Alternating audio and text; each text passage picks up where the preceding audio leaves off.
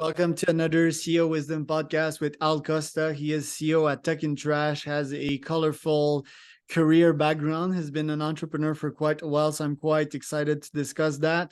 Al, can you introduce yourself? Tell us a bit more about TeknTrash and your background. Thanks for having me here, Charles. I guess I'm a serial entrepreneur. I started my first company when I was living with my parents back in Brazil. My dad was a diplomat. He was living there at the time. It was an e-commerce consulting company at a time in which Brazil was starting the internet. I remember this person said, "Oh, you are one of those weirdos of the internet," literally. And then so it was a tough call, tough sale, but I was able to sell that company to an American one, which was later sold to another listed in NASDAQ. So I ended up with shares of a NASDAQ listed company, and I thought, well, I guess I have a knack for business. So I started other companies. So it's been a roller coaster, then, but it's been fun. At the end, it all amounts to having fun, to enjoying what you do, to take some lessons, because it's like I always say, whether you like it or not, you will live top 120 years. Nobody lives beyond that. So you might as well, you already know that that's what you're gonna last. Just like Blade Runner, remember Blade Runner, those Nexus 6 people, they know that they're gonna last 4 years. We're just like Blade Runner, man. We're gonna last 120 years, so you better make the best of time with what you have. So Love that's it. pretty me. Yeah. Yeah, I mean, that's your first experience, right? O seres comunicação digital. I'm not sure about my Portuguese accent here, but Yeah. the second one, which is as equally as interesting, that one lasted quite some time. But okay, that was during the Napster days. Tell us about that one. Tell us also about the importation of MP3s, because I also did import-export business starting with Shenzhen. I've actually been Mm. there. Tell us about that one, Caviar Music, which is like Yeah. caviar. Yeah. Caviar. Caviar Music started as with the idea that the internet would be able to find the new music revelations. That was a theory that I had, and I was proved right. I mean, you have so many artists that began because this guy was doing some kind of stuff, covers on YouTube, and then so the idea was to use the power of the internet to find the next Madonna. And then I was able to import a system from a company that does not exist anymore that allowed people to download MP3s and burn and create and self-extracting automatically an executable file which would record that MP3 in a CD-ROM so you will end up with a regular CD.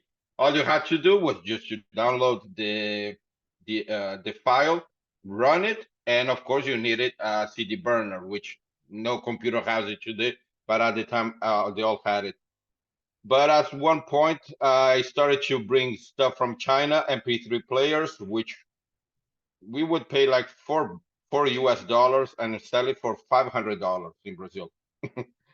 And the funny thing is, you may say, well, that's a little bit too steep. Yeah, but if we try to sell it lower than that, people wouldn't buy it. They would think, oh, this is too cheap. There's something wrong here. So we were forced to make a lot of money.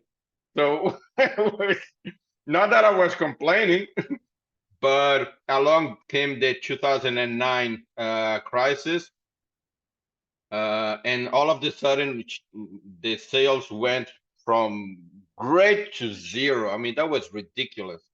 And besides that, my first daughter was born, and then at the time me and my ex, we tried to have children for 7 years. We couldn't, and all of a sudden she came, and then we thought, well, we better move to Spain because we want her to have the best education. And Rio de Janeiro is great for swimming, the beaches, the parties, etc. But if you want to have an European proper education, not the best place. Right. So we moved to Spain, and there I started Alkol Biotech with the idea of using sugarcane as a source of feedstock, and then for companies that were studying cellulosic ethanol. That company is in dormant stage, and then I still think it's a great idea. It's just that we spoke with so many investors, and you need so much knowledge about so many different areas. You just cannot find anyone able to understand what you do. So they think, okay, you're producing ethanol. No, I'm not. You're producing sugarcane. No, I'm not. So what are you doing? So it sounds like we were BSing people. That what we were trying was to create a source of sugarcane that would be able to grow in Europe. Then few people know, but sugarcane used to grow in the south of Spain, and then so we were promoting that species to grow in England, for example. But they always said, "Oh, that's something that only grows in the tropics." No, no, that's just wrong. That's just like saying that corn only grows in the tropics. Corn is actually a tropical crop, but it is able to grow in Canada. even in Ukraine. Yeah. Then but so we thought, okay, this is taking too long, etc. And besides that, I had already started TeknTrash, and then which was getting much more traction. I was invited to present it to Ukraine. I actually went to Ukraine twice, and then so I know what's happening over there. And then I traveled from Lviv to Kiev back and forth by car. It's a 7 hour drive. So I know that country quite well.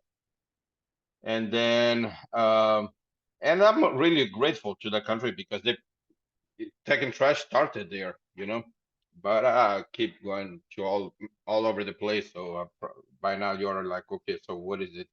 What is this guy talking about? No, well, Yeah. I mean, I've traveled quite extensively myself. Your father was a diplomat as well. You spent time in Haiti. You've seen poverty up close. What insights have you got from traveling so much? And yeah, like about human nature and human psychology. I can tell you the difference between a developed country and a non-developed country is very simple. In developed countries, people are really what matters. You have all kind of things. You have an attitude of people actually matter. In underdeveloped countries, people they are disposable. I remember that in Haiti, our employees. I lived at the Spanish embassy. We had 9 employees in our, and we had people from the street coming to our doors every day to ask for food, etc. I mean, that's a miserable country. And the way our employees who were from Haiti treated those people with such cruelty that I was like, and those are your fault people. I mean, you probably went through that in your life. You're lucky that you got a job paid by the Spanish government, but you should be the first one to understand the problem of these people. But no, we were like, my heart was like crying for this poverty, but they didn't care. And so at the end, I noticed that very simple. In developed countries, salaries are high and products, what you pay for a product is low because people matter, but products don't. In underdeveloped countries, it's the other way around. Products are really wow. You have a product, you have a car, you have a TV. So every product is very expensive, and salaries because people don't matter, they're always low. So it's so the solution for making a country go from underdeveloped to developed is just basically to value people, to see that people carry value and not that oh you're poor, you don't deserve it or something. Right. And these folks, they have been in the country for quite a while. Maybe they have been desensitized to that poverty and seeing their peers getting into that, which is always the challenge. You need to stay there and not necessarily desensitize yourself to these causes. That's why a bunch of people, when they leave India or third world countries and they come back and they come back as kings, giving back to the population and making sure that their peers can also have a shot at success. Um, you have also authored like 5 books, I think, in the process. Tell us a bit more about that. Yeah, well, I like to write. That's genetic. Uh, I actually found out through my father because I had already published 2 books, and then he said, "Well, you inherited the gene of writing." And then because it turned out that my grandfather, who was from Spain, he was a writer. Then there's got to be a gene for writing because my eldest daughter, she loves writing. She's 15 and she already has 2 books published.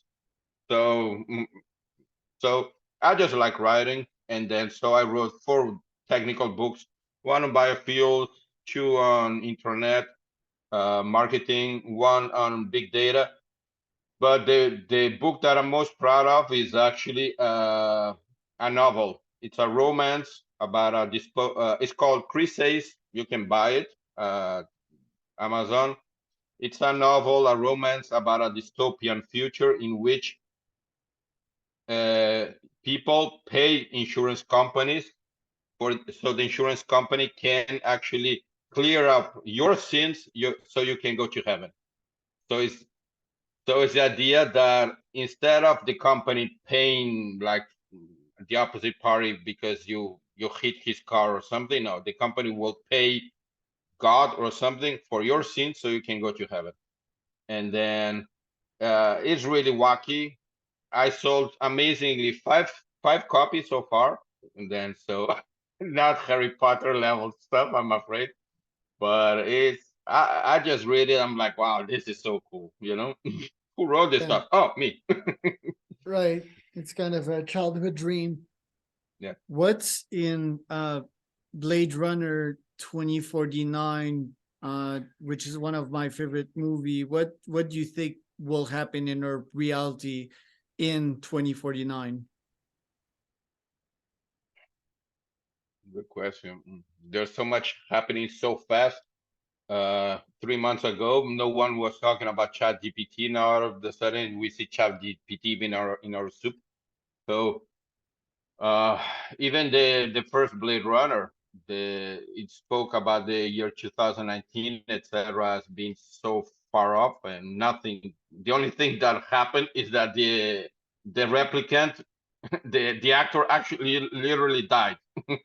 So in the movie he died, and in real life he died as well. So in the year 2049, I think that we'll see robots everywhere, and then we'll see us already living in with some kind of thing happening in Mars, and then um, yeah, and I think that the most interesting part will be robots everywhere, just helping us, and with all and with everything that entails. I mean, you'll see people that say that robots are people. Others will say that robots are not people, that robots do not. So it's like that movie Blade Runner that was based on a book called "Do Androids Dream of Electric Sheep?" So will these robots dream? Some people say that they are able to dream, and that means they're human. So it's going to be interesting, or not, depending on how you see it. Right. And I mean, that comes from a guy that has experience in the tech industry and that's currently building a bot to analyze your trash with TeknTrash. Tell us a bit more about that. Yeah. TeknTrash is born of the idea that companies today they do not know what happens with their products after they have been sold, and that's just wrong for a number of reasons. I always challenge people with this very simple question: if I buy dog food, who is the consumer? The consumer, me or the dog? 90% tell me, "Oh, you because you paid for it." No, I'm sorry, I'm the buyer. I'm not the consumer. I don't eat dog food. I'm hoping you don't either. But nonetheless, if my dog doesn't like that food, even if I speak dog language, I will not be able to explain the importance of this food, that I paid good money for this food. It doesn't care. It's tasty or not tasty.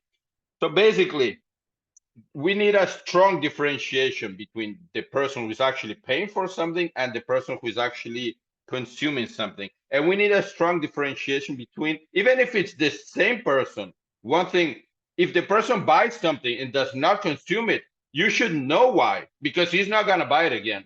I don't know anyone who buys something and just throws it in the garbage unless he didn't like this product. So you want to know that, because that's a lost consumer. One thing that I learned in the music industry is the importance of having a fan. Then that's what you want for a musician. People who are always looking for the next album that this musician will put out. We don't have that in the retail industry, and for me, that's just dumb. We should encourage people to always look for new stuff that the brand is creating. And for that, you need to understand that if you sold something, that does not mean that thing is going to be consumed. And if it's not, you need to know why. And we provide the why, the where, the who, the how. We created a system called Stipra that is able to track in real time consumption and provide that data to companies, so they're able to match it with their sales data and see, and hopefully for each sale there will be one consumption. But if there is not that the case, they should know why, because these are all lost customers. So with the same dog food example, if I sold 1 million bags of a new brand of dog food, I can just wait and create 1 million bags again because I did sell it. No, that's just wrong. You didn't sell it to dogs. You sold it to the supermarket. If no dog liked your food, you're gonna create another 1 million bags of that thing, and just you will have to eat it yourself because dogs don't like your product. So you just wasted money, and that's the reason why out of the 30,000 new products created in the United States per year, 85% fail because they think, oh, I did sell, therefore I'm going to produce again. No, you didn't sell to the end consumer, and you don't know if these people are liking it. You don't know if these people are consuming it. We provide that data. I think it's one of the industries that's the ripest for innovation. Trashes are messy, like with the whole compulsing things. I think that should be done on autopilot. I do think it should also provide us some stats as consumers. What am I trashing? Why am I trashing it? How can I reduce that? And we've seen the reordering process, right? I trashed this. Now it's time for a reorder. And on the other side of things, yes, for companies, for cities also to know what are people trashing and possibly, recycle and make more sense out of what are people trashing. Why has the innovation been somewhat stalled, in that industry? Couple of reasons. First, it's an industry that depends on the sales of plastic, paper, metal, etc. That pays little. Okay, so it's an eternally poor industry. That's an industry that the ultimate product is literally trash. You can't trash to be very well paid. Our product is not trash, even though the company is called TeknTrash, which is kind of misleading. But our product is data. Data was named the new oil. Our product is the most valuable thing today. So we created a model. We totally changed the status quo. We always said that today we recycle everything except the most important thing, which is data. We don't recycle that. If I throw something, that product carries important information. I want that information, and that's valuable. And if I make enough money from selling that data, I should be able to actually reward people for properly disposing stuff. So that's the second reason. It's not an incentive model. It's a punishing model. I don't know in Mexico, but where I live, for example, if I dispose something in the wrong bin, the garbage truck will not take it. So I open my garbage bin the next day, the thing is still there rotting. That's a punishing model. The model should be an incentive model, a model in which if I dispose of the thing in the proper location, I get some kind of reward, even if it's a tap in the back. Then today I don't have that. If I dispose properly, nothing happens. If I don't, I get punished. I mean, who created that model? Hitler? Sorry to be so frank, it's It's a Nazi model. I don't like that model. A model in which only 6% of the plastic is recycled, that's a failed model. That's a 94% failed model. Right. So They should reward people, right? So like let's say that they can recycle the plastic or make fresh earth out of the compost that we do. As citizens that contributed to that, it could be calculated who contributed to what, and dollars could be paid back in bank accounts. Just that most folks are not techy enough to one, create that technology, or two, to actually want to implement that whole program, because I guess it must be complicated to install that population wide. So how are you helping solve that? we are solving that, like I said, revamping the model, changing the model from being based on this making money of the sales of plastic, etc., to be based on the sales of data. Data makes enough money for us to be able to reward people. So we created Stipra. Stipra is the only system in the world that actually rewards you for disposing properly. And the Stipra depends on an app. You can download it. You make videos of your household garbage, and you get points. And most importantly, Stipra Pod. The Stipra Pod, it's a network of smart bins in which you dispose. You identify yourself first with an NFC card, so the bin knows that's your trash. You dispose. You get a message on your mobile saying how many points you got, and the bin is able to recycle for you, so you don't have to do this annoying thing of paper here, plastic there, etc. No, it does it for you. And finally, and most importantly, it measures the temperature and the weight of everything that you dispose, because those are important metrics. If I dispose a bottle of cola and it is very cold, I mean, most likely it's because it still has liquid inside. So the cola manufacturer would want to know, why didn't you drink the cola all the way to the end? I mean, why? Clearly you didn't like it. So the company, suppose the cola company creates a new cola, and I see a lot of colas that are still half full. The cola company would like to know, okay, people apparently do not like your new product. Don't try to sell it or change the formula, whatever. Very good, very cool. Al, where can people find out more about you and your company? Well, they can go to our website, TeknTrash.ai, or they can register, they can download Stipra, and then it's available for both iOS and Android. And then they can start making videos and getting rewarded.